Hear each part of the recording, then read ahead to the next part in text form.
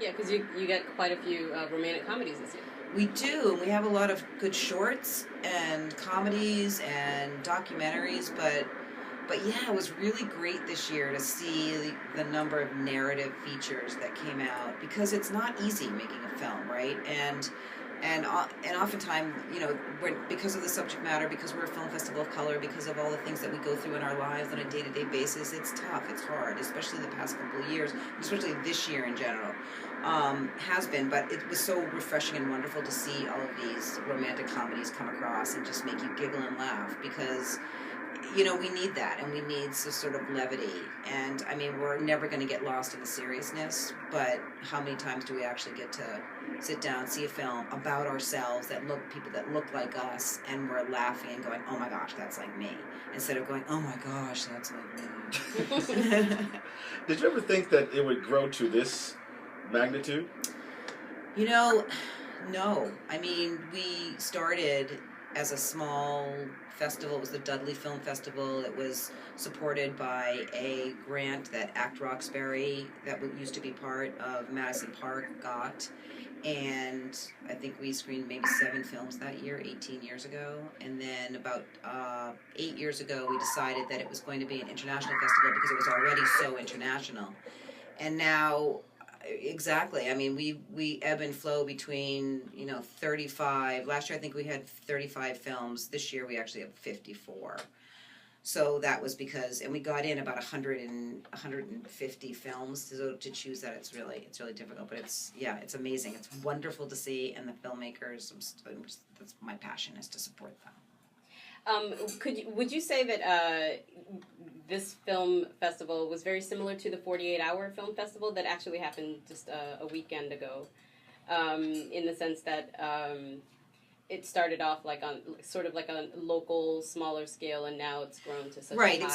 Exactly. Yeah. I mean, it still has its core mission, and that is to support local filmmakers. Right. And so the idea is to have it be international and national, so that, you know, local filmmakers can meet other filmmakers, and it's really, I mean, we're known as a filmmakers festival, which is really very nice. So we are really passionate about treating our filmmakers really, really well, and Boston is an audience none other. It's a really incredibly passionate, really intellectual, really inquisitive audience. So it's great for the filmmakers that get questions that they would never have gotten anywhere else. And a lot of times, I mean, I've had filmmakers who have said, I've never screened my film in front of a black audience before, and this is amazing. And they have had the best reception ever at Roxbury, and that makes me feel really, really good. Wow. That's powerful. It is. It's very powerful. Yeah, that's powerful. I mean, I guess over the 18 years you've seen, like, can you any special films kind of, you know, you can remember, like, wow, or filmmakers themselves, and like, wow, I remember we debuted that person way back when, and now they're doing amazing things? Or? Yeah, I mean, it's really great to follow them and watch them, and we keep them sort of in our, you know, database, and we always sending them out and saying, tell us what's going on, tell us what you're doing. Like Pariah, we actually screened that film. We screened the short of that, and then it went on to become a feature. I mean, we've had some incredible films, like The Athlete, which was about the African runner. Yes. Which was incredible. American Ascent last year. Mm-hmm. We've screened over 700 films, and, you know, I wish I could remember every single one of them, but you can go back in the archives and take a look at it. And the wonderful thing about it is that we're going to be starting a lending library, because a lot of these films you're not going to be able to see anywhere else. They're not going to get picked up for distribution, and some of them are so incredible.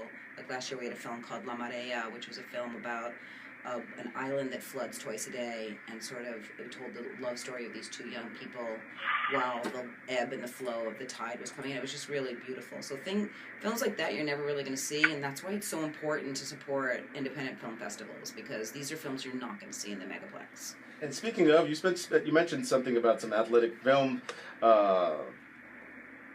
that were actually, you know, about running. We have a person on our telephone line, Kwame Mason, who's actually calling. We're calling him from, he's in Canada right now. Are you there, Mr. Mason?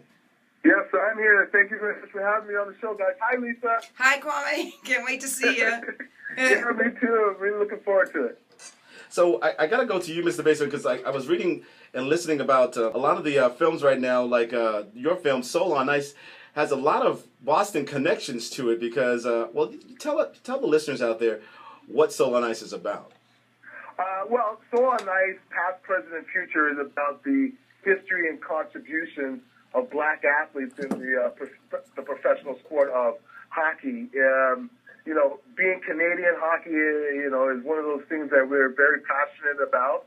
And, you know, the flip side about that is that there hasn't been a lot of conversations or tributes to a lot of the black athletes that have paved the way for a lot of the young black players that are playing now. So I took it upon myself to do some research and, you know, put this story together, and it's being received very well. And I'm just really excited that Lisa reached out to me, and you know, we spoke about bringing this film to Boston, and you know, I was particularly really excited about doing that just because of the Boston connection. For example, Malcolm Subban is a prospect for the Boston Bruins. He's you know, backup goalie, and hoping for, you know, a big career for him. Hopefully he'll get on the roster this coming season.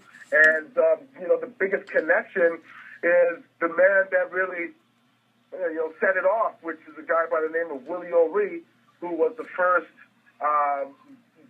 black athlete to play in the NHL in 1958. And he did that for the Boston Bruins. So I'm really excited for the you know, the Boston film audience to come and see this film and to learn a little bit about our history of the game, as well as to be able to see, you know, a guy who represented their city, Willie O'Ree, and who I'm really excited is going to be out there for the film festival, so people will get to watch the film with him and get to meet him after. Well, thank you very much. I mean, that's gonna be incredible. I mean, to have It Willie will be. O'Ree here, and Kwame, they're gonna be going to the Boys and Girls Club on Thursday to meet with the boys and girls from, what is it, 3 to 4 or something, to talk with the kids. Yeah, you know, we'll just go out there in the community and you know, meet some kids and, you know, just encourage them to, you know, do what they're passionate about, and, you know, especially in the world of hockey, just to let these young kids know that, you know, we have a history in this game, and this is something that we can, you know, take part of. You know, Boston's got a great history in the game, but it's also got a sordid history in the game as far as how some of the Boston fans have treated some of the black players in the NHL. So, you know, I'm not sure if a lot of the young black fans of hockey in Boston shy away from the game because of this, but I want them to hold their heads up high and to understand that we are a part of this game and to fight, so that when, you know, some of these fans feel the need to disrespect our people in the game, they can stand up and say, no, we've got a history and we deserve to be here just like you deserve to be here. Well said. I mean, I remember growing up in the Boston area, and we actually had we still have ice rinks all around here. And ice hockey, I mean, well, ice skating was just a part of the norm. We didn't necessarily, you know, it wasn't like, well, you're black, why can't you go skating? Well, it was just like, well, it's cold, we got to do something, you know? Yeah. So we went skating. And I really didn't know the history behind it in terms of being the first, you know, having the first professional team to draft a black player. Knowing your history, you actually went to Canada to be a broadcaster, so I share that passion with you. And you actually also, you historically dated black hockey back to the 1890s in Nova Scotia, where my family is from. So that actually made me really feel good. Yeah, there's a lot of history in this game that I think, you know, black people should be very proud about. And, you know, I was able to put some things into the film where, you know, historians, like guys who have spent their lives broadcasting on hockey, talking hockey, come up to me and they say, oh my God, I didn't even know that about hockey.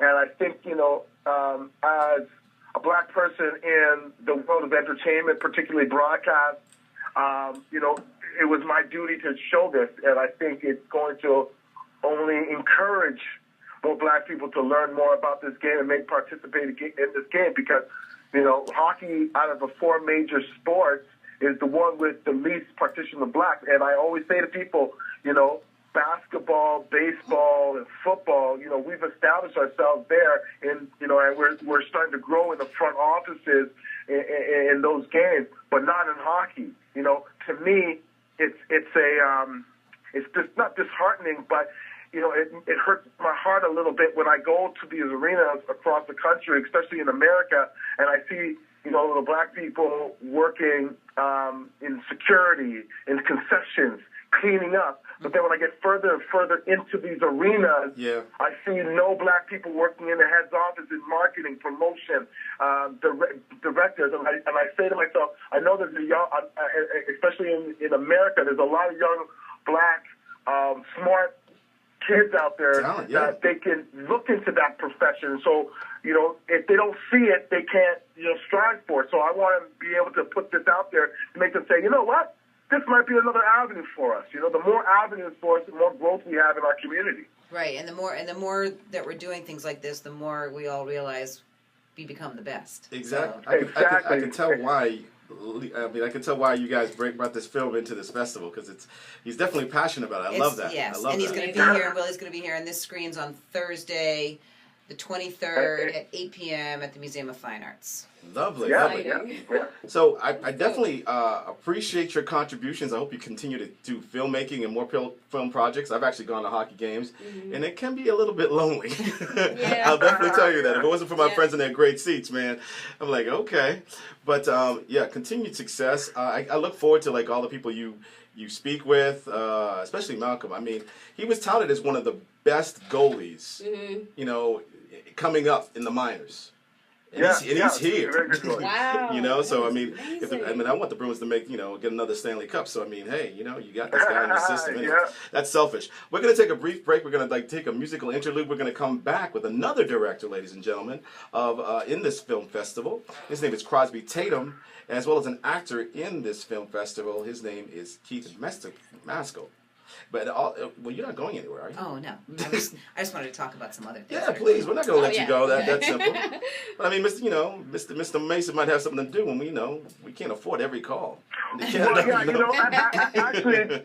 if you don't mind, before I go, I just wanted to publicly put my prayers out to Trudy Daly. Her son is Trevor Daly, who just became another black athlete to have his name on the Stanley Cup. He plays for Pittsburgh Penguins, and I don't know if there's any hockey fans out there, but if you watch the game, Game 6, after Sidney Crosby raised the cup, he passed it to Trevor Daly, and that was in honor of his mom. His mom's very sick, and I'm actually on my way to the hospital right now, so she's not doing very well, and I just, she's in the documentary. What was that person's name? One more time? Trudy Daly. Trudy Daly? Trudy Daly, yes. She had to go through a lot. When she had to sit in stands and hear people just curse at her son for being black. And she went through a lot to just put this kid. And I'm just so happy that she was able to see her son raise the Stanley Cup. So, yeah. Thank you so much. Thank you so much. All right. We're gonna play a song. I think you'll appreciate it. It's by one of our soul singers, Anthony Hamilton. It's called "Best of Me." I believe you guys are bringing out the best in all of us, through your art. So we're gonna take this brief pause, and we're gonna come back on WZBR with more great interviews.